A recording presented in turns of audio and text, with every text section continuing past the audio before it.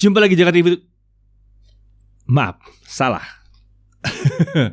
Jumpa lagi Jakarta TV. Apakah Realme 8 5G ini sebenarnya adalah HP 5G murah yang terbaik?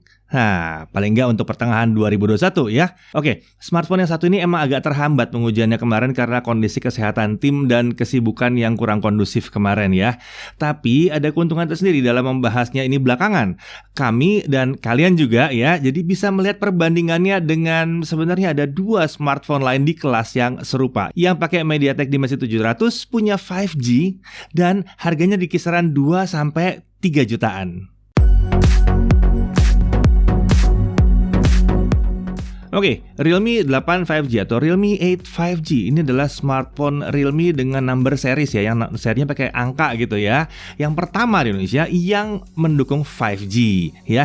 Realme 8 5G ini memang disiapkan untuk masyarakat Indonesia yang ingin jadi early adopter atau ingin pertama kali nyobain 5G dengan smartphone yang harganya cukup terjangkau. Oke, dalam paket penjualan kita bisa lihat ada unit Realme 8 5G-nya, lalu ada charger 18 watt, ada kabel USB Type-C, ada soft case, screen protectornya terpasang di layar, ada SIM tray ejector, dan ada paket dokumen. Nah, untuk desain, bodinya menggunakan konsep desain Dynamic Speed Light yang disebut Realme mengambil inspirasi dari seri film Fast and Furious. Ya, ada Dynamic Speed Light gitu ya mungkin ya. Ya, tampilan si belakangnya smartphone ini ya disebutkan menggambarkan seperti sorot lampu depan mobil balap dalam film tersebut. Nah, untuk opsi warna itu ada Supersonic Blue yang kami tes ya, yang bodi belakangnya pakai lapisan indium high gloss untuk efek kilapan bercahaya gitu. Kemudian ada Supersonic Black, ini bodi belakangnya pakai proses pola lentikular untuk efek cermin. Nah, untuk dimensinya 162,5 x 74,8 x 8,5 mm yang ya berarti 8,5 cukup tipis ya. Dan bobotnya 185 gram. Tergolong ringan ini sebetulnya ya. Nah, mari kita lihat di sisi kanan ini ada tombol power yang sekaligus adalah fingerprint scanner. Sementara di bagian atas ini kosong. Jadi kita tidak nemu ada mikrofon di sini ya. Jadi agak hati-hati nanti ya kalau kalian mau syuting pakai ini, jangan sampai mikrofon yang satu-satunya itu ketutup ya. Sebelah kiri ada tombol volume dan SIM tray. Ini non-hybrid dengan 2 nano SIM plus 1 microSD, bukan atau ya. SIM tray non-hybrid ini adalah keunggulan tersendiri untuk kelasnya ya. Kemudian di sisi bawah ada jack audio 3,5 mm, ada mikrofon dan ada USB Type-C, lalu ada speaker di sini. Ya, speaker juga cuma satu ya. Nah, di sisi depan kita bisa lihat ini adalah layarnya yang 6,5 inci, 2400 x 1800 pixel, panel IPS, refresh rate 90 Hz, peak brightness-nya ada di 600 nits dengan screen to body ratio sekitar 90,5%. Untuk earpiece adanya di bezel atas layar, lalu ada kamera selfie AI Beauty Selfie namanya ya, di bagian punch hole di area kiri atas layar. Ini menggunakan kamera 16 megapiksel, katanya ultra clear, lensa 5P bukan f2.1 dengan field of view 79,3 derajat. Perekaman video bisa mencapai 1080p 30 fps dan dia punya fitur AES tapi harus diaktifkan secara manual. Ada juga fitur panorama dan time lapse. Di sisi belakang itu adalah kamera utamanya yang namanya katanya 48 megapiksel nightscape kamera. Primary kameranya 48 megapiksel, lensa 6P, f1.8, field of view-nya ada di 80 derajat. Lalu lensa lainnya ada macro lens dengan f2.4, ini hanya buat foto aja. Lalu ada black and white portrait lens juga. Untuk perekaman video, ketiga kamera ini maksimumnya di 1080p 30 fps, untuk slow mo bisa 720 120 fps. Fitur-fitur ada banyak, ada nightscape, 48 megapiksel mode, pro mode, time lapse dan lain-lain. Nah, tapi ya kelihatannya memang walaupun kamera 3 tapi yang efektif kalian akan pakai cuma satu sih biasanya ya. Bahkan makronya pun nggak sehebat kamera utamanya. Nah, kemudian untuk spesifikasi internalnya, dia pakai MediaTek Dimensity 700 5G 7 nanometer ya. Ini yang kencang, yang kita udah pernah tes ini kencang. Mari kita lihat lagi ntar di sini gimana performanya, apakah mirip sama yang kita tes pertama ya. Oke. Kemudian untuk RAM dan storage-nya, RAM-nya 8 GB, ini gede, LPDDR4X ya, 8 GB dengan storage 128 GB UFS 2.1. Wow, at least UFS 2 sekian ya, bukan eMMC di sini. Dia sudah mendukung microSD juga up to 1 TB. Untuk urusan RAM 8 GB ini udah gede, sementara UFS 2.1 udah cukup oke performanya ya. Sementara kalau RAM-nya kurang, tenang, ini aman. Realme 8 5G ini mengusung fitur fitur DRE atau Dynamic RAM Expansion yang bisa menggunakan bagian dari storage sebagai perluasan RAM dengan opsi 2GB, 3GB, atau 5GB ya. Nah, kemudian untuk baterai 5000 mAh dengan charger 18 watt. Kemudian UI dia pakai Realme UI 2.0 dengan basis Android 11 tentunya. Sensor lumayan lengkap, ada accelerometer, gyro, ada proximity, light sensor, magnetic induction sensor juga ada di situ. Sementara untuk fitur keamanan ada fingerprint tadi udah dibahas, lalu ada face unlock. Nah, untuk konektivitas dia pakai 5G katanya DSDS, dual 5G SIM, dual standby. Ya, jadi bisa pakai dual 5G SIM. Kayaknya kalau saat video ini dibuat itu baru bisa di Jakarta atau mungkin Solo ya. Solo bikin lebih aktif gitu di sana ya. Nah, dia juga menggunakan smart 5G power saving. Nah, dalam pengujian kami, Realme 5G ini bisa bekerja di 5G-nya Telkomsel dan cukup mulus lancar ya. Tentunya 4G juga ada di sini, Wi-Fi 5 atau Wi-Fi 5 ada, Bluetooth versi 5 ada, dan ada NFC-nya. Good. Ada NFC di harga segini sudah sewajarnya. Ini harusnya jadi standar untuk semua smartphone 5G. Oke, kita langsung masuk ke pengujian performance. Untuk benchmark ya, Antutu 8.39 kita dapat skor sekitar 306 ribuan. Lumayan oke untuk kelas harga segini ya. Lalu Antutu 9.09 kita dapat di sekitar 356 ribuan. Wah, skornya oke juga nih ya. Nah, untuk Geekbench single core di 573 dengan multi core di 1787. Lagi-lagi hasil yang oke. GFX Bench T-Rex offscreen 1080p 63 fps, sementara untuk Manhattan 3.1 offscreen 1080p 25 fps. Dan 3D Mark Slingshot, ya kita bisa ngetes 3D Mark di sini, nggak ada hambatan. 3D Mark Slingshot Extreme OpenGL ES 3.1 itu grafik skornya di 2213. Sementara untuk 3D Mark Wildlife best score di 1108 dengan lowest score di 1104 ya. Jadi konsistensinya bagus banget di 99,4%. Ini nggak throttling hitungannya ya. Oke, kita masuk ke gaming aja langsung. PUBG Mobile. Settingan tertinggi adalah Smooth Ultra. Ini karena keterbatasan ya, game ini hanya bisa dapat 40 fps saja. Ini keterbatasan menu ya. Bukan keterbatasan dari kemampuan performa, tapi menunya nggak kebuka. Mungkin kalian mau buka pakai cara kalian sendiri terserah. Tapi di kami ya yang setting kita dapat adalah yang seperti ini. Dan hasilnya ya adalah 40 fps rata banget. Nggak ada masalah buat SoC yang satu ini. Nah, kemudian Mobile Legends High HD HFR Shadow On bisa dikatakan hampir rata 60 fps, bahkan di setting Shadow On ya. Ini terbilang nyaman saat kita coba untuk mainin game kompetitif yang satu ini. Mantap banget, nggak ada masalah. Minecraft, kalau kita setting di 12 chunk, game ini bisa berjalan di 90 fps, tapi kadang-kadang tiba-tiba turun ke 60 fps. Ya sepertinya masih ada sesuatu yang kurang pas di sini. Entah kenapa, padahal kita udah setting layar di 90 Hz. Nah, kalau kita setting di 16 chunk, game ini masih bisa dijalankan di sekitar 65-90 fps juga, tapi nggak bisa dikatakan konsisten ya. Frame rate-nya jadi kurang stabil.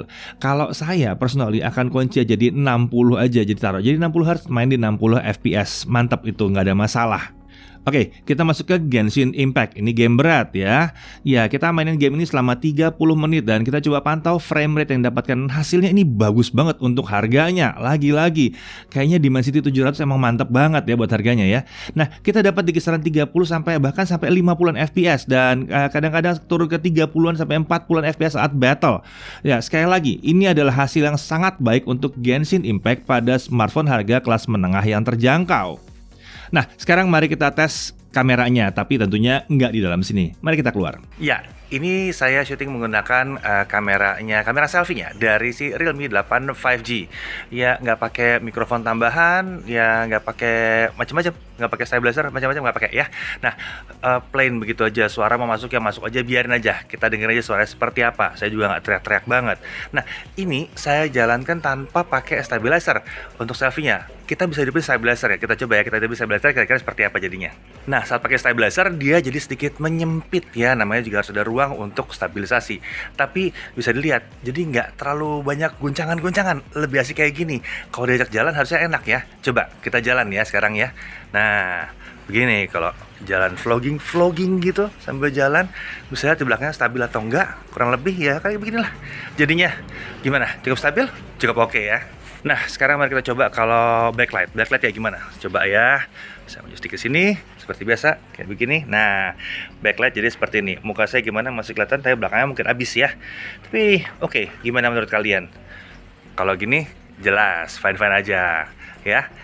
Gimana kamera selfie-nya? Lumayan? Suara gimana? Dinilai sendiri ya. Oke, ini adalah kamera belakangnya dari si Realme 8 5G tanpa stabilizer tambahan, tanpa ultra steady-nya ya. Kita jalan aja, hasilnya kurang lebih seperti ini. Ini tanpa ultra steady. Nanti kita coba lagi sekali lagi kalau kita pakai ultra steady seperti apa. Oke, ultra steady udah saya hidupin. Sekarang mari coba kita jalan. Ya, kurang lebih kayak gini ya kalau kita jalan pakai ultra steady. Ya, gimana? Cukupan? Oke, kurang atau gimana? Iya, sekalian saya mau tes kalau deket-deket fokusnya bisa nggak? Wah, boleh juga ya, fokusnya masih bisa dapat ya dekat. Sedikit kejar-kejaran tapi oke banget. Oke, jadi untuk perekaman video kalau dipegang pakai tangan jangan lupa ya hidupin ultra steady-nya. Kemudian hasil rekaman videonya memang bukan yang terbaik, tapi ini juga bukan yang terburuk di kelas ini ya. Ini bukan yang terburuk, ini oke lah gitu ya. Untuk foto-foto hasilnya pun bukan yang paling kinclong luar biasa, mungkin juga karena kondisi cuaca kurang menguntungkan, tapi udah cukup keren sih sebetulnya ya. Edit-edit sedikit lah, udah oke banget. Untuk audio menurut kami kalau dengarkan langsung aja ini juga cukup keren, asalkan kalian nggak nutup satu-satunya lubang mikrofon yang ada di bagian bawah itu ya. Sementara itu untuk menunya ini tergolong oke, meski lagi-lagi bukan yang terlengkap yang pernah kami lihat. Setidaknya dia punya mode manual. Nah, untuk mode manual ini hanya untuk fotonya aja ya. ISO maksimum bisa di 6400. Nah, ini udah cukup tinggi sih 6400. Kemudian untuk shutter speed yang paling lamanya dia punya di 32 detik. Lagi-lagi ini cukup tinggi juga. Jadi secara umum kameranya si Realme 8 5G ini cukup normal sesuai dengan ekspektasi di kelas harganya. Sayangnya emang belum melampaui kelas harganya. Agak beda dengan performa gamingnya tadi. Oke, sekarang mari kita tes baterainya. Dengan video playback 1080p kita dapat sekitar 20 jam dengan setting refresh rate ada di auto. Ini hasil yang oke ya. Genshin Impact kalau kita taruh di lowest 60 fps, dia akan makan baterai sekitar 17% dalam 1 jam atau sekitar hanya 89% dalam 30 menit. Ini adalah hasil yang bagus banget. Ini bagus banget. Ini irit. Sayangnya memang chargingnya tidak kencang-kencang amat ya. Dia butuh waktu sekitar 2 jam 30 menit untuk charging dari kosong sampai penuh. Nah, kalau dia nanya Netflix bisa HD nggak? Bisa. Widevine L1 nggak ada masalah, jadi bisa dapat Full HD di situ. Touch delay ada nggak? Pakai real drum kita tidak merasakan adanya touch delay. Aman-aman aja pakai real drum. Kemudian untuk Wi-Fi sharing itu tersedia Wi-Fi sharing. Adanya di menu personal hotspot. Dia bisa pilih lagi mau 2,4 GHz atau 5 GHz. Kalau kalian nge-share 5G, sebaiknya kalian nge-share-nya di 5 GHz juga supaya performanya mantap. Handphone yang tethering ke sini atau device yang tethering ke sini bisa dapat speed yang tinggi juga. Oke, harganya gimana? Oke, harga normalnya adalah 3,2 juta atau 3.199.000. Di awal penjualan dia sempat dijual di 2.999.000. Itu murah banget sih memang. Tapi pada saat kita cek ke marketplace online, terlihat bahwa fluktuasi harganya juga mirip sama harga pas dijual di awal. Kurang lebih di 3,1, bahkan ada yang di bawah 3,1 juta rupiah. Jadi ya paling cuma beda 100.000 dari pertama kali dia dijual. Nah, untuk hal yang perlu diperhatikan dari smartphone yang satu ini ya, seperti biasanya Realme yang pakai number series ini dikenal punya charger super cepat, tapi sayangnya yang di sini chargernya cuma 18 watt dan chargingnya dikatakan agak lambat untuk baterai 5000 mAh. Tapi ya masih oke lah, nggak ada masalah karena baterai juga lumayan irit ya. Lalu untuk kamera utama ini ada triple kamera, tapi memang cuma satu yang sering kita pakai. Ya sayang banget. Sebenarnya kami sedikit berharap ada ultra wide di sini, ya seenggaknya ultra wide lah, mau 8 megapiksel juga nggak apa-apa gitu ya. Ada tambahan kamera yang lebih berguna aja maksudnya. Kemudian refresh rate 90 Hz. Oke, mungkin ada yang komplain kenapa gamenya nggak jalan di 90 fps semua. Ya kayaknya memang kalau di kelas harga segini refresh rate 90 Hz ini nyamannya memang untuk navigasi. Ya swipe up, swipe gitu ya. Next itu enak nanti jadinya ya. Browsing juga nyaman. Nah, dari sisi keunggulannya kita bisa lihat bahwa RAM-nya besar di 8GB. Ini investasi yang oke banget. Dan 5G. Jelas 5G. Smartphone ini adalah salah satu smartphone 5G paling murah yang masuk resmi ke Indonesia saat ini ya, saat video ini dibuat. Ya di 3 juta lebih sedikit banget, itu luar biasa sih. Udah dapat 5G di sini ya. Performa yang ditawarkan SoC Dimensity 700 juga terbilang tinggi di kelasnya, termasuk pada saat kita pakai buat gaming. NFC udah ada di sini. Kemudian sensornya cukup lengkap untuk kelas harganya. Daya tahan baterainya juga mungkin memang bukan yang luar biasa, tapi di Genshin Impact ini terbilang irit banget. Lalu ada triple slot untuk SIM cardnya, jadi bisa 2 SIM card dengan 1 micro SD, bukan atau. Nah pertanyaannya, apakah dengan harganya dia terhitung yang terbaik? Nah saat video ini dibuat ada kalau nggak salah 2 smartphone lain yang berada di kelas serupa dengan si Realme 8 5G ini ya. Jadi smartphone 5G terjangkau. Catatan sederhana kami adalah kurang lebih seperti ini ya. Untuk si Realme 8 5G, kita konsen ke Realme 8 5G-nya ya. Untuk layar ini kurang lebih sama dengan pesaing yang lainnya. Ya, jadi no complaint di situ. Untuk performa mirip-mirip aja atau mungkin sedikit lebih kencang. Ya, ini karena SoC-nya sama sih sebetulnya. Untuk desain di sisi layar, kameranya pakai punch hole di sisi kiri. Ini subjektif. Ada yang nggak punya masalah sama Pony, ada yang sukanya punch hole tapi di tengah, ada yang sukanya punch hole tapi di samping. Ya, kalau yang ini punch hole tapi di samping.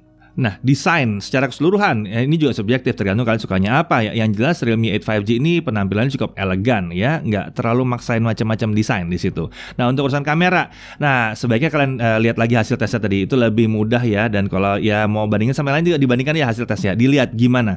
Tapi intinya si Realme 8 5G ini memang belum punya kamera ultra wide dan hasilnya memang rata-rata air, tapi nggak jomplang. Videonya oke lah, fotonya juga oke lah gitu ya. Menunya juga bukan yang paling lengkap, tapi sudah cukup lengkap. Nah, untuk RAM 8GB, nah ini susah buat disaingin, mengingat pesaing lainnya semuanya di 6GB. Realme katanya unggul di sini ya. Walaupun menurut kami 6 sama 8GB nggak terlalu jauh beda, tapi seenggaknya RAM-nya dia adalah yang paling besar. Nah, untuk kelengkapan konektivitas, selain 5G, smartphone ini juga punya NFC, ya, lumayan lengkap. Walaupun dia nggak punya infrared dan FM radio memang di sini ya. Nah, dari sisi terakhir yang kami ingin angkat adalah SIM tray. Ya, 2 SIM plus micro SD ini membuat Realme 8 5G ini memiliki daya tarik tersendiri tentunya. Ini hanya sekedar pertimbangan yang kalian pantau sekilas saja ya di awal bulan Juli 2021. Harusnya kalian bisa ada banyak pertimbangan-pertimbangan lain setelah menelusuri spek dan kemampuannya ya.